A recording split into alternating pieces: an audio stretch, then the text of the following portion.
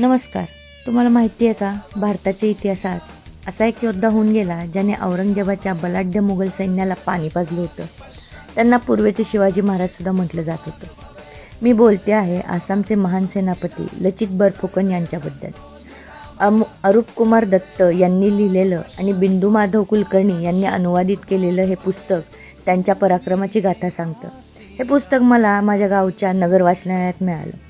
या पुस्तकात काय खास आहे? सराई घाटाचं युद्ध, ब्रह्मपुत्रा नदीच्या पात्रात मुघलांचा पराभव कसा केला याचं थरारक वर्णन यात आहे. कर्तव्यनिष्ठेचं बोलायचं झालं तर देशापेक्षा मामा मोठा नाही असं म्हणत कामात कुचराई करणाऱ्या, स्वतःच्याच मामाचा शिरच्छेद करणाऱ्या लचित यांची शिस्त आपल्याला पाहायला मिळते.